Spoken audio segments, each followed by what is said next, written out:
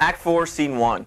The building background does a nice job. It just kind of it mentions that this particular scene is kind of the climactic moment of the play regarding the witchcraft and the spirituality and stuff like that. This isn't necessarily the climax, but along with the banquet scene, this is a very memorable scene, as you will see the imagery that's portrayed in a little bit. Imagine that big cauldron and the witches around it.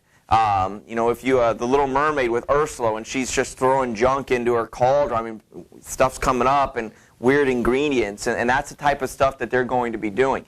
There's a chant going on here at the beginning where they're talking about the ingredients as they're putting it in, stuff like that. But ultimately, Macbeth has come to speak with them, and he's come to find out exactly what his future entails, and do I have to worry about, my fears that I'm having right now. They're going to tell him some things. Remember, Hecate, their goddess of witchcraft, their boss. Remember what she challenged them to be. Okay? What did she challenge them to do? How did she want them to behave? How did she want them to act? And ultimately, what did she want them to say to him? Okay? Be able to pick those three things up and then think, are those good to get that desired result that Hecate wanted? If you were told these three things, would you feel pretty invincible? So pick those things out. Pay attention to the actor notes, the director notes, the things coming on stage, the apparitions and spirits that come about, and keep note of those things because they're pretty relevant.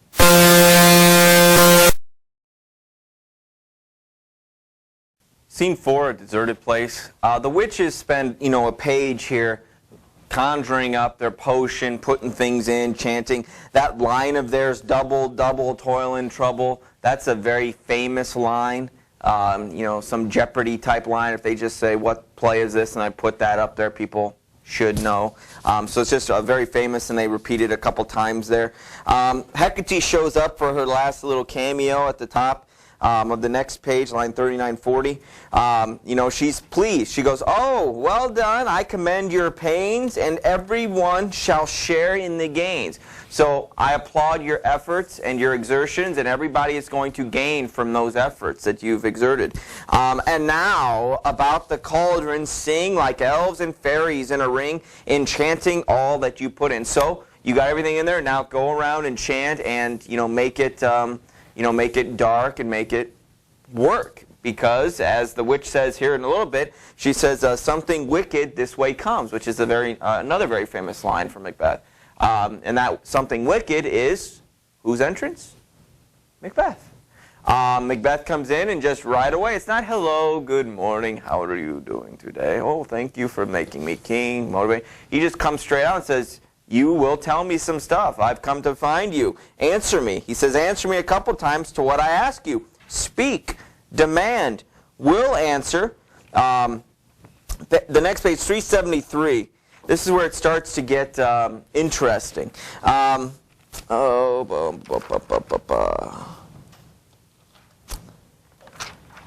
Imagine this, the cauldron. Imagine some sort of haze in a dark, murky setting.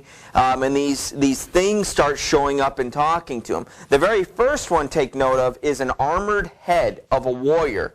Macbeth asks the question, tell me, thou unknown power. I want to know what's going on. Macbeth, Macbeth, Macbeth, beware Macduff, is the first thing it says. Beware the Thane of Fife. So, an armored head telling him, beware the Thane of Fife, beware Macduff. Macbeth's response, whatever thou art, for thy good caution, thanks. Thou hast harped my fear aright. So, thank you for telling me that. I've had this little nagging suspicion, and you telling me that makes me think, I was right. Thank you. Now I feel better about where my relationship with Macduff stands and the reasons for Macduff not showing up when I call him. So the second apparition shows up, which is a bloody child. The second apparition, be bloody, bold, and resolute. Laugh to scorn the power of man, for none of woman born shall harm Macbeth. So we have a bloody child saying that no man born of a woman could harm you. So be bloody, bold, and resolute.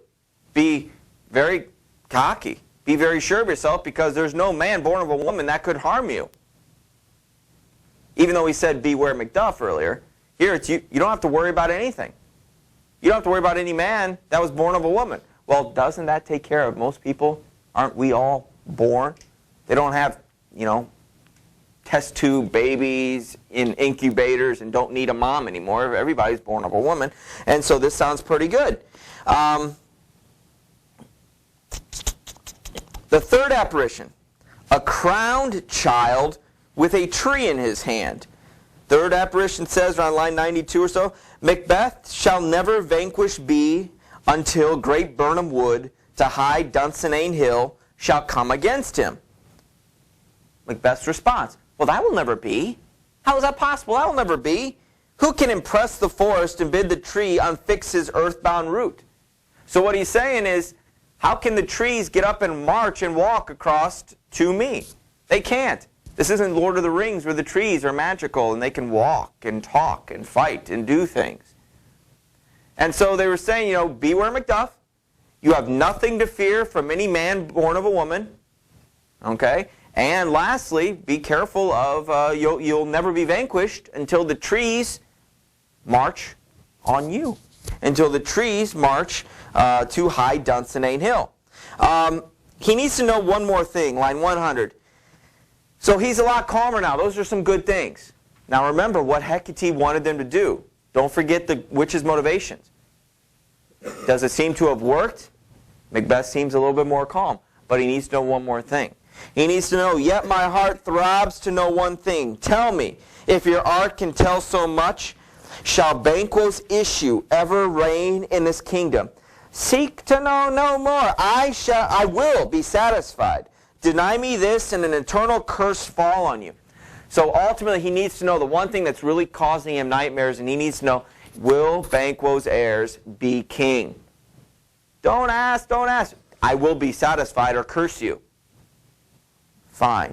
And then this is one of the most famous moments where we have, if you see the italics down there, it's almost like a parade of ghosts walks across the stage. Okay? And these ghosts represent the lineage of Banquo and Fleance and whomever, okay, on down the road.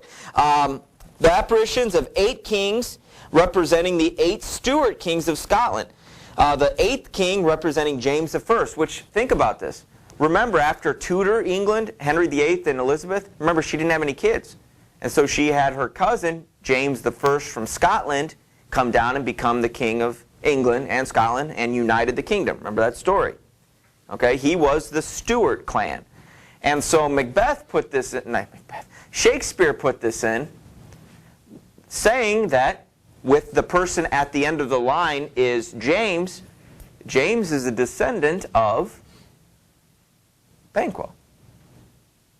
Can you see how that played out? Just in that couple lines right there? Okay? That's kind of a little shout out, a little cameo, because he wrote this play for James I. That's why it's a Scottish tale for his new Scottish king, Scottish-English king.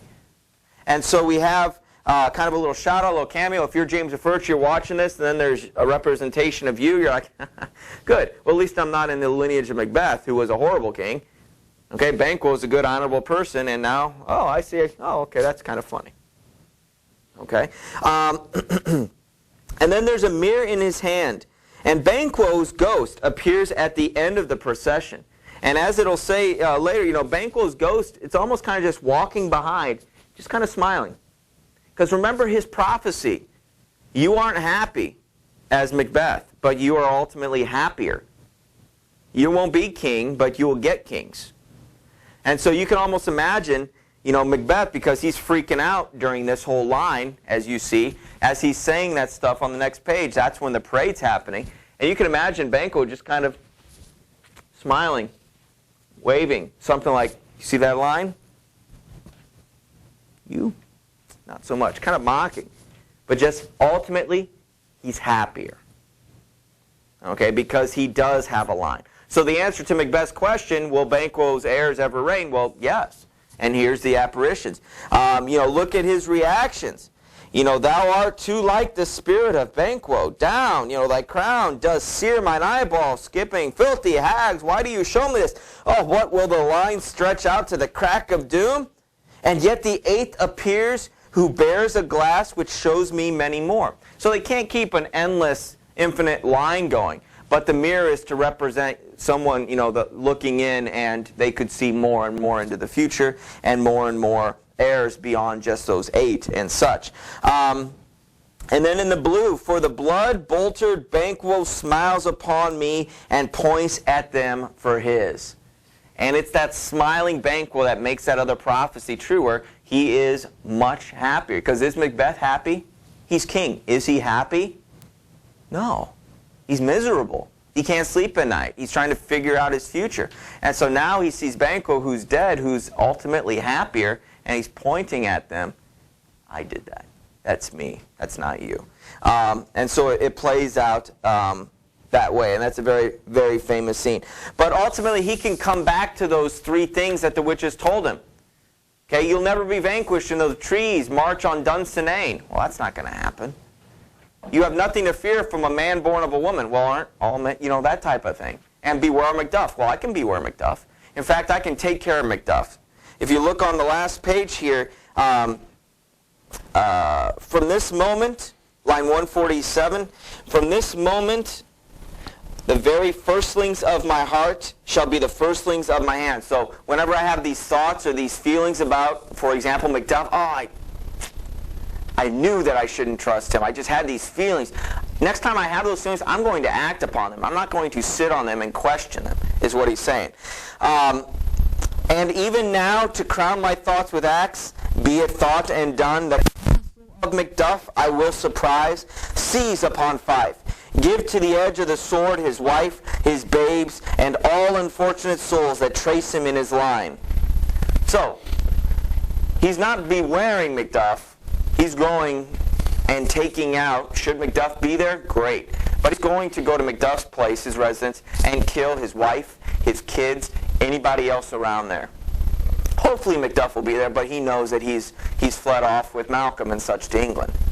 Okay? So think about what that might do for Macduff. Give him a little fuel for the fire and such. But Macbeth is going to be resolved with what the witches have told him, because that's what Hecate wanted them to do. And those things sound pretty good. How can the trees, like he said, unfix their roots? And every person was born of a woman. So I don't have anything to fear of a man born of a woman. So I'm pretty good. I'm pretty good. So yeah, let's go take care of Macduff's family. Let's go nail, the entire lineage and get that out of the play, out of the picture. Scene 2, excuse me. Scene 2, the castle at Fife, which, if you remember, that's Macduff. And here's where we're gonna start seeing Macduff and Lady Macduff. Well, just her in this scene, but Macduff more often. And you need to pay attention to what character is saying what. Don't get him confused with Macbeth. I don't think you will. However, if you just start skimming, not really paying attention, you might, make a big mistake in judging what's truly transpiring. If you recall, at the very end of the last scene, Macbeth was told to beware of Macduff, and he was told that Macduff has fled to England, where we know that Malcolm is, and we know where they are with Edward, the King of England. And so he says, okay, well, I will seize upon his house, and I will kill, his wife and his babes and anyone that's there. And so now we are transported, teleported right to the House of Fife, where he lives, where Macduff lives. And we see Lady Macbeth. We'll see her conversing with her son. Lady Macduff is very upset that Macduff, her husband, took off and left her there. If the country is truly so bad, why is the husband leaving his family behind? Okay? And so she's pretty upset. So she's going to have a conversation with her son that's very sarcastic and almost kind of cruel in a way, if you think about it from the kid's point of view. So pay attention to this short scene and kind of the dialogue going back and forth between the son and the wife. And this is their only scene because we know what Macbeth is planning for them. So kind of that dramatic irony once more.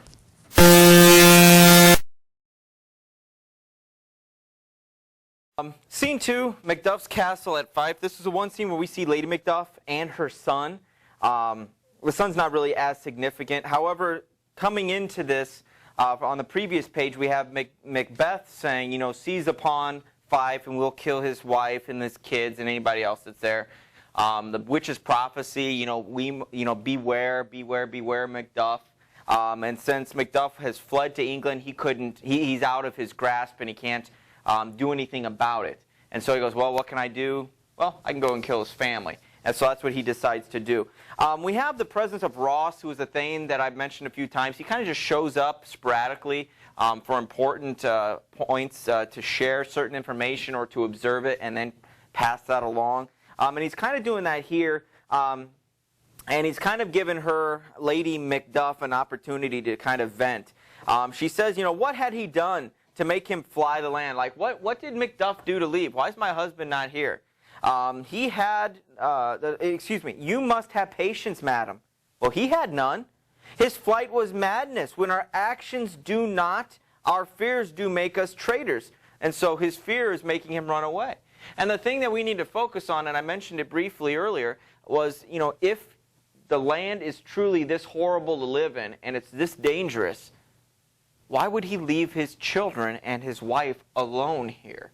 This is a very important question to ask, because the next scene, Malcolm even quizzes him on that, okay, to try to figure out, are you truly here for why you say? If Scotland's that bad, why do you leave your people here? And we'll find out in 5:1, 5:2, when he finds out, it's not even 5:2. He finds out next scene that they die. And he finds out that they die in 4:3, and yet he's shocked. Well, what did you expect would happen?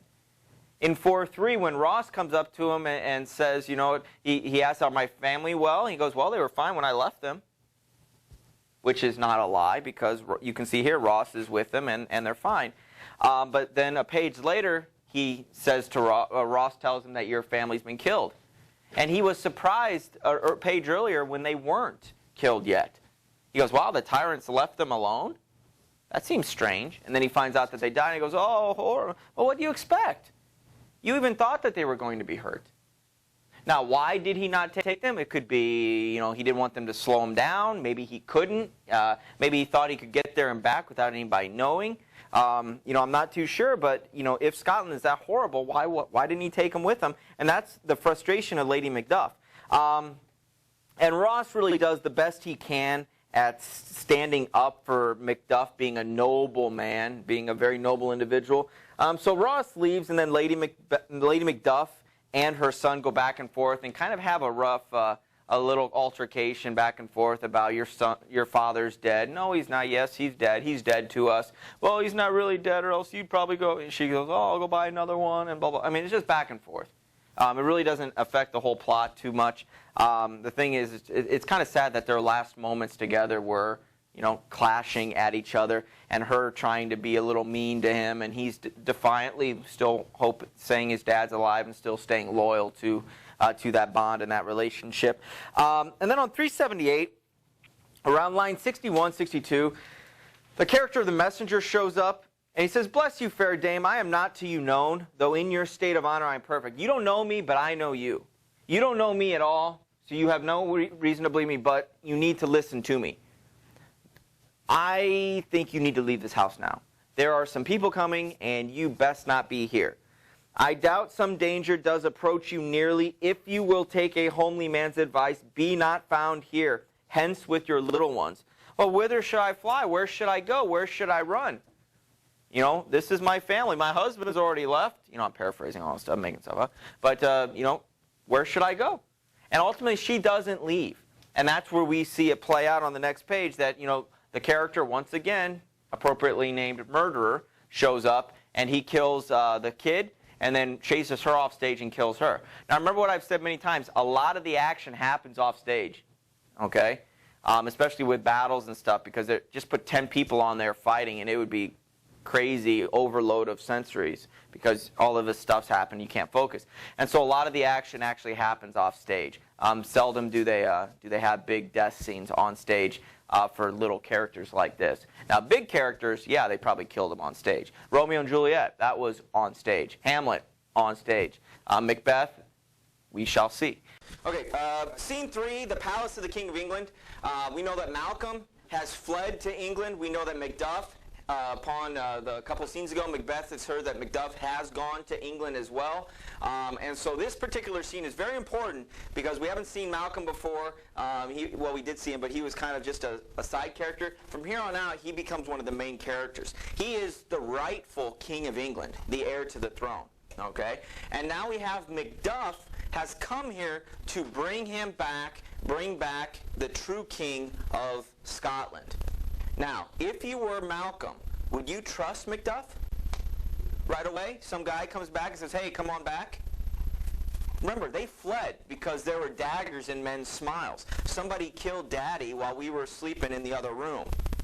Okay, Macduff could be an agent of Macbeth to bring us back, or bring me back, I guess, and then bring his brother back from Ireland. And so he's very skeptical of it. This particular scene can really be divided up into two sections. The first one is Malcolm and Macduff conversing, and Malcolm is actually going to test Macduff. Okay, he tests him, and he tests his loyalty and tests his word. Okay, the second half deals with Ross coming and Malcolm and Macduff talking with Ross, and Macduff finding out about his family being killed, and then ultimately, you know, what his feelings and emotions are at the very end, and that gets us ramped up in anticipation of a final confrontation in Act 5. And that's the big conclusion and climax and resolution.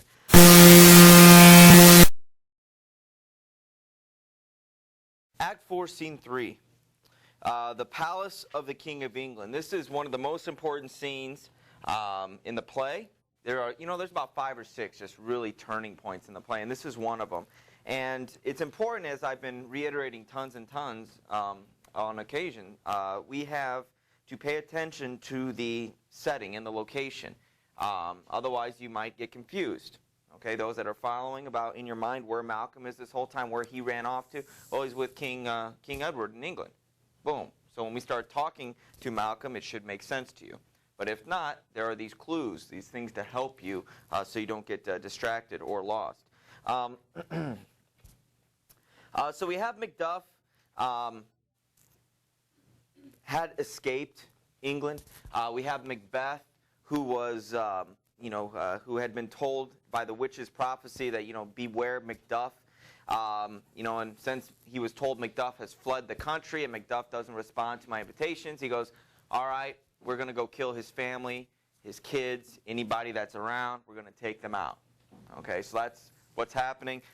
And Macduff is gone. So now we are in England, and Macduff is down here with the true king. Malcolm is the heir to the throne. He should be king. We all know this. We all understand this. It's widely agreed upon, by non-supporters of Macbeth. And so we have Macduff there trying to convince Malcolm to come back and fight for your throne. Come back and take charge. Okay? With the test that Malcolm gives upon Macduff, think about it from his point of view. If you had escaped because your dad was killed, you were the next in line, you thought that people, there were daggers in men's smiles, that they were going to come after you, so you fled, would you be readily agreeable to head back to Scotland right away? Macduff, no, come on, we want you to come back. You think he trusts Macduff? Would you? If your life were on the line? I would hope not. Okay? And so he tests him. Okay, he tests his word, and we saw in such great detail that he compares himself to Macbeth, but that he's worse than Macbeth to see and fish out if Macduff is actually just playing a part or if he truly is a son of Scotland, like he says. Malcolm here, right at the beginning, the first line, let us seek out some desolate shade and there weep our sad bosoms. So let's go talk. And we can not necessarily cry, but lament over the sad state of Scotland. So we can talk. The Macduff line I like a lot is the purple one there, line 4. Each new morn, new widows howl, new orphans cry, and new sorrows strike heaven on the face. I find this extremely ironic, because what just happened in the previous scene to his family? They were killed. He said, each new morn there is a new widow. Well, guess who the widow is? You, Macduff. And so this is another great example of dramatic irony, where we know something that a key character does not. We, the audience. Okay? The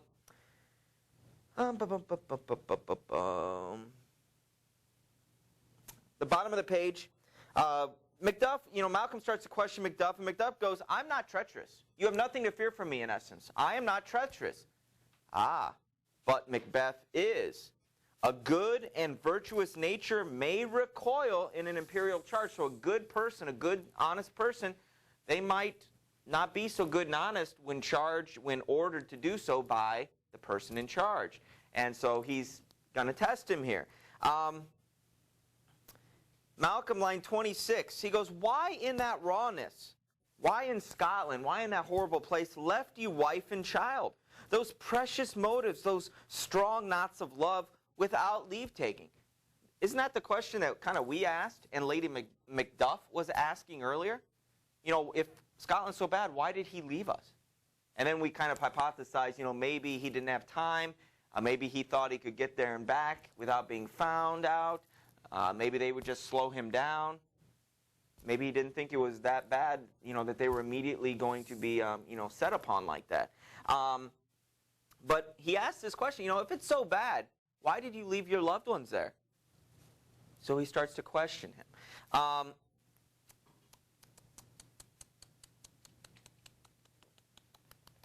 The test starts to be played there in the middle of the page.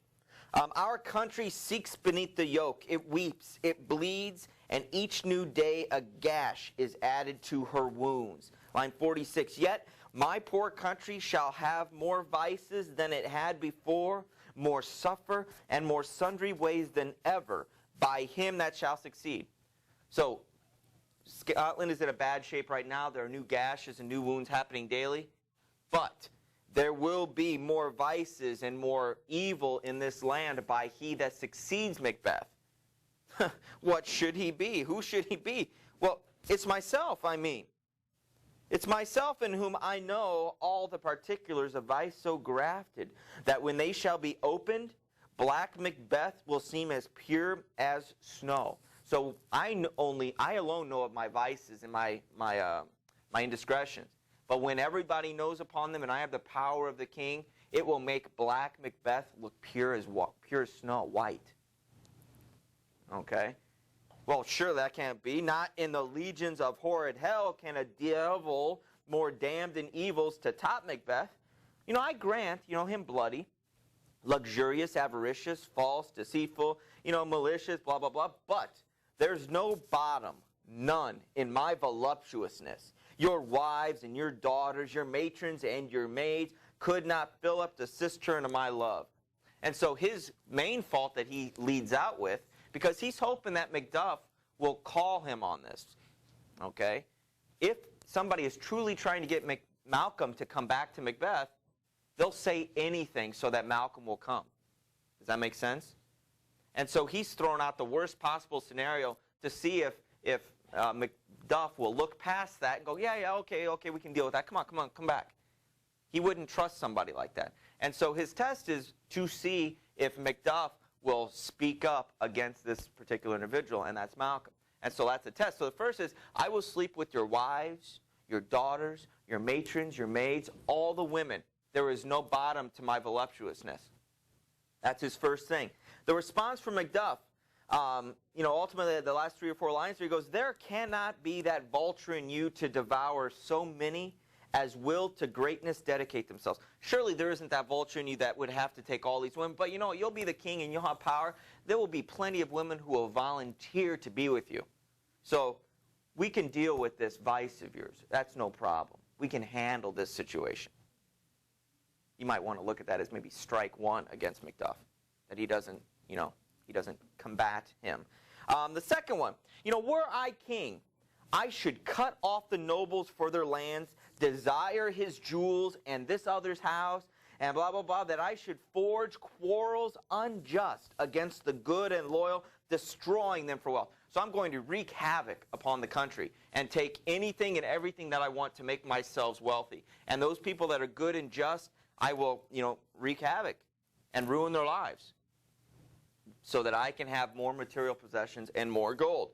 Macduff, yet do not fear, Scotland has foisons, supplies, to fill up your will of your mere own. So there is plenty. We have plenty in Scotland that no matter how much you want, I'm sure we will be able to give you what you need. Okay? So that second viceroy, we can deal with this. We can manage with this. So in Malcolm's mind, you could be thinking, okay, well, that's strike 2. Okay? Because I'm telling you all these horrible things, and yet you're making excuses for how I would still be a good ruler, a good person for you, and mainly not just for you, but for Scotland, because that's the ultimate one. But I have none of the king becoming graces. I have none of these, of justice and verity and temperance, perseverance, mercy, patience, courage, those things that people should have. I have none of these. I have no relish of them. There's no trace of them. I don't have any of these, a whiff of these, a sniff of these in me. Nay, had I power, I should pour the sweet milk of concord into hell, uproar the universal peace, and confound all unity on earth. So really just be the worst Sith Lord in the world here. Okay, Star Wars reference. Okay, the worst possible person, and wreak havoc in hell across the entire world if I had the power and if I were king. Look at Macduff's response. Oh, Scotland, Scotland, if such a one be fit to govern, speak. I am as I have spoken. So if you think that I should be king, speak up, because I am like I say I am. And that's the king that I shall be. Fit to govern? No, you're not fit to live. Oh, nation miserable. Now Macduff is going to win. He can't keep quiet any longer. Because of all the stuff that he said, it was so horrible. And Scotland is in such a bad state right now that he was thinking, we're going to, have the angels come back and Malcolm will come back and it'll be wonderful. But now I'm finding out that he's going to be even worse than Macbeth. And so look at the way Scotland's going to play out. It's going to not be a very good place and not a very good country. And that's why he's almost weeping for, oh, Scotland, Scotland. Macduff is just questioning, Scotland, when shalt thou see thy wholesome days again? Line 105. The purple, thy royal father was a most sainted king. The queen, she was on her knees praying more times than she was up on her feet.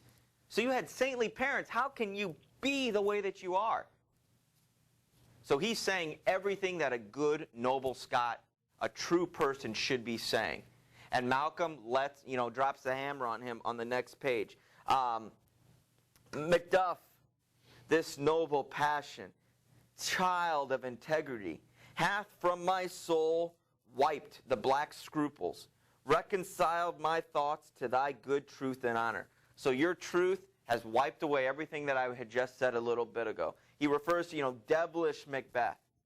He goes on to say, I've never lied before until what I just did to you. And so he's going to tell him everything of his plan leading into war, but ultimately that everything I told you was a fake and it was a test and you passed. He says, remember the first thing was being voluptuous, I'll sleep with all the women. He goes, I am yet unknown to woman. Never was forsworn. I've never broken my oath. I've never lied. I've never been with a woman yet. Okay, I've never lied except what I just told you a little bit ago. I've scarcely have coveted what was mine own. And at no time have I broke my faith. I would not betray the devil to his fellow, and delight no less in truth than life. My first false speaking was this upon myself. What I am truly in thine and my poor countries to command. Whether indeed before thy here approach, old seaward. So now he's going to say, if you don't believe me, okay, before you even approached, old seaward, a general in the English army, the King of England has given us an army of 10,000 English to march against Macbeth.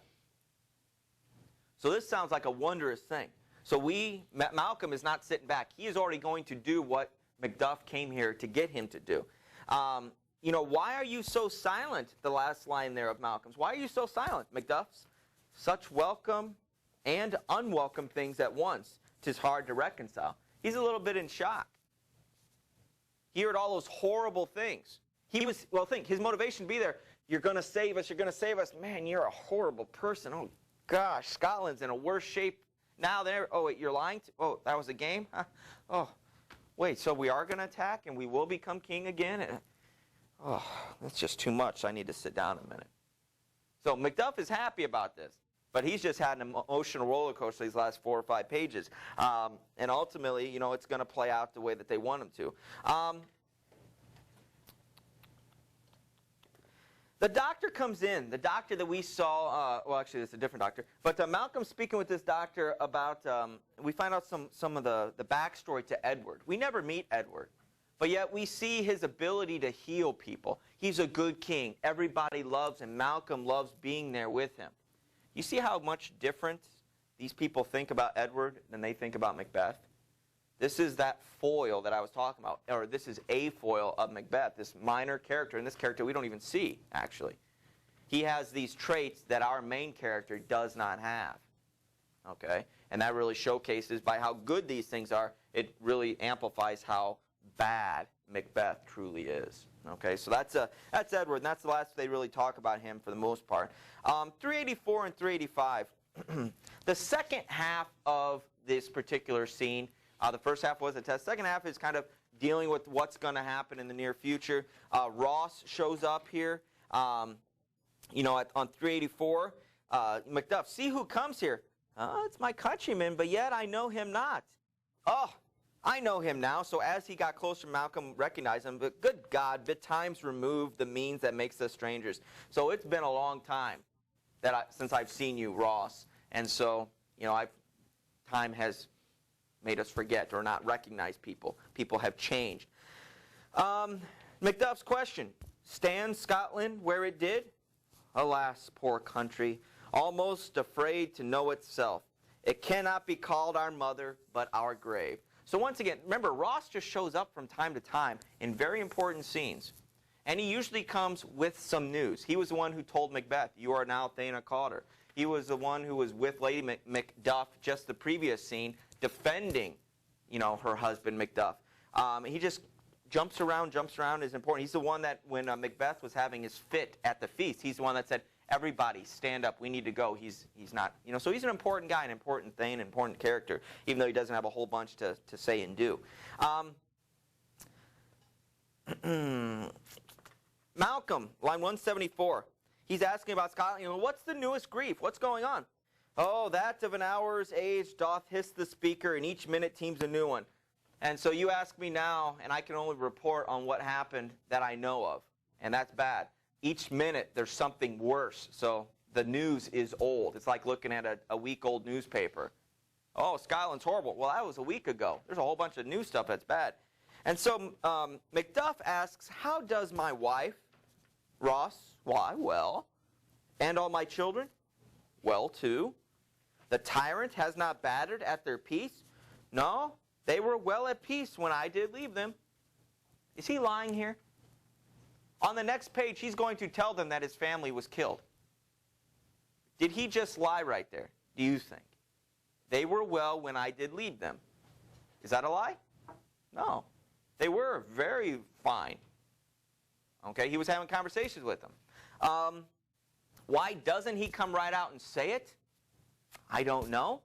They talk, Ross, his next little 5 or 6 lines deals with talking about how there has been open rebellion in Scotland.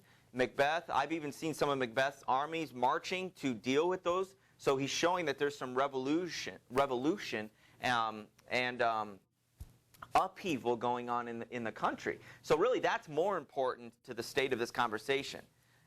Then he talks about it. So maybe he wanted to put the news first, maybe the good, then the bad, good news, bad news type thing. What I find interesting here is Macduff is surprised to hear that they're okay. The tyrant has not battered at their peace. They're okay. Well, if you thought that something was going to happen and their lives were in danger, shouldn't you have taken them with you? You see what I mean? He's almost surprised that they were still alive. He's almost surprised that they were, things weren't going well.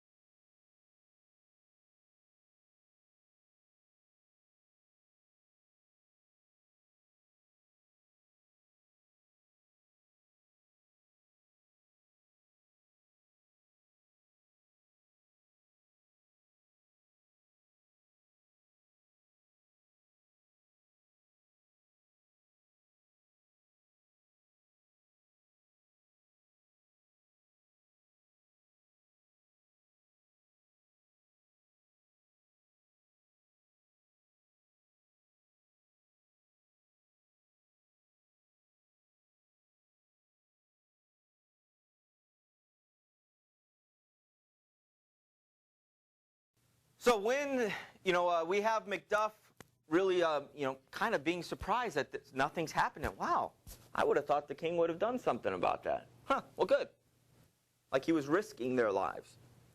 Okay? But he is still crushed nonetheless when he hears, a page from now and then the last page after that, that they have died. But yet, by reading this line, I'm like, well, aren't you surprised that they died? Sure, you still have grief. Everybody would have grief. And you don't want your babes killed, your chicks, he calls them, I think. You don't want those killed. But yet, it's kind of strange. Like, Macduff, did you not really think that that was going to happen? You knew that that was probably going to happen. Or else you would have taken them with you. So 385, when he finds out about this, but I have words, the blue, that would be howled out in the desert air where hearing should not lash him. But folks, I know that was good news, but I got some words that they're not really going to be well received here. In fact, they would be better screaming them in the desert where nobody can hear them. They can just die and fade away. Oh, well, tell us about them. Tell us about him. Macduff, if it be mine, keep it not from me. Quickly, let me have it.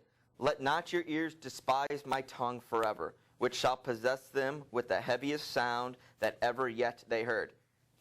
I guess at it. Well, of course you guess at it. You were surprised a page ago. Okay? Your castle is surprised, your wife and babes savagely slaughtered. So everybody died.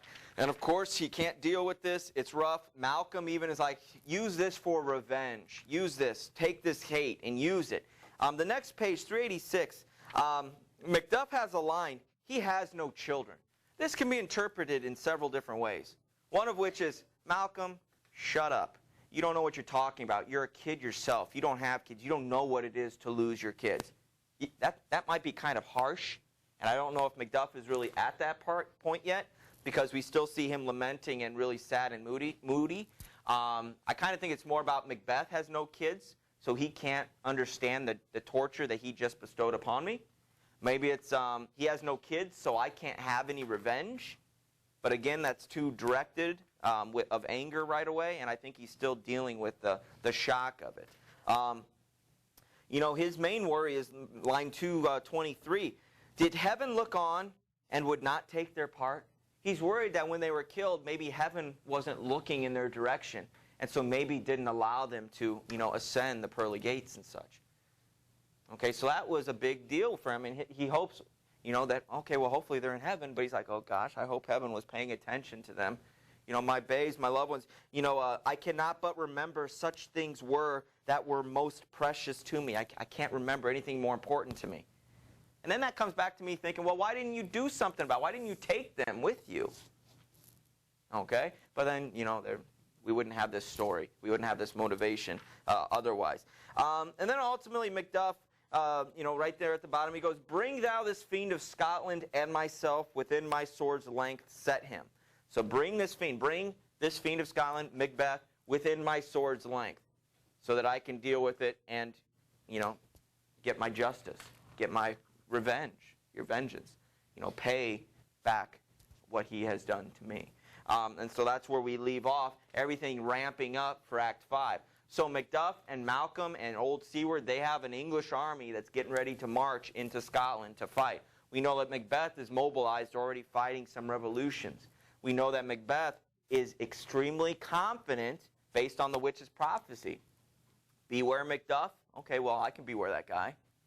All right, then we have the second one was the you have nothing to fear of man born of woman. Well, everybody's born of a woman, so that's cool. Awesome, I feel powerful.